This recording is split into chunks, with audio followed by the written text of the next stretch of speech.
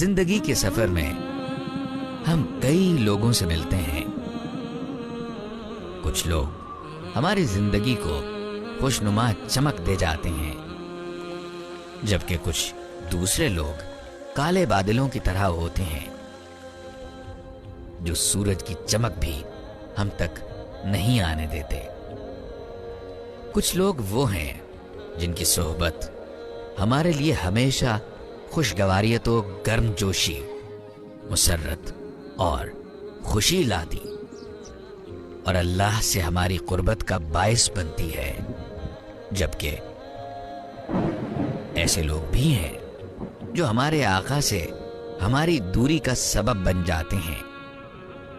وہ ہمارے دل میں ہماری زندگیوں، ہمارے رب اور ہمارے دین کے بارے منفی جذبات ابھارتے ہیں، اور وہ ہمیں ہمارے پیارے رسول صلی اللہ علیہ وسلم کی تعلیمات سے دور لے جاتے ہیں۔ ہمیں پہلی قسم کے لوگوں سے ربط و تعلق رکھنا چاہیے، وہ جو ہمیں اللہ کو یاد کروانے کا باعث بنتے ہیں، جو ہمیں بھلائی تک لاتے ہیں، وہ جو ہمارے جذبے، عزم،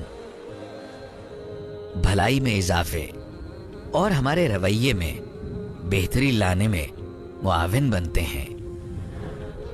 ہمیں ان لوگوں سے تعلقات منقطع کر دینے چاہیے جن کی موجودگی ہماری روح کی زندگی کے لیے نقصان دہ ہو، وہ جو ہمیں اللہ کے ذکر سے غافل کر دیں۔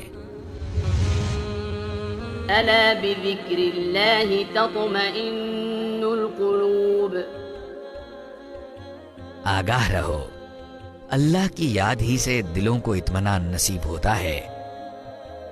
اللہ کے محبوب پیغمبر صلی اللہ علیہ وسلم کا ارشاد گرامی ہے، اچھے اور برے ہمنشین کی مثال عطر فروش اور لوہار کی بھٹی دھونکنے والی کسی ہے۔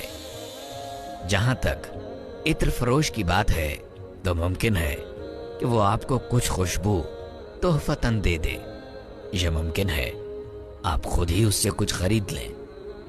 کچھ بھی نہیں تو آپ اس کے ہاں سے خوشگوار خوشبو تو سونگھ ہی لیں گے۔ جہاں تک لوہار کی بھٹی دھونکنے والے کی بات ہے تو وہ یا تو آپ کے کپڑے جلا دے گا، اور اگر اس سے بچ بھی گئے تو آپ کو ایک ناگوار بو تو بہرحال سونگنا ہی پڑے گی۔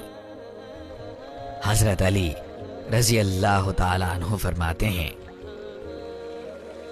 عظیم لوگوں کی صحبت اختیار کرو، تم بھی انہی میں سے ہو جاؤ گے۔ برے لوگوں سے خود کو دور رکھو تاکہ ان کی برائیوں سے بچ سکو۔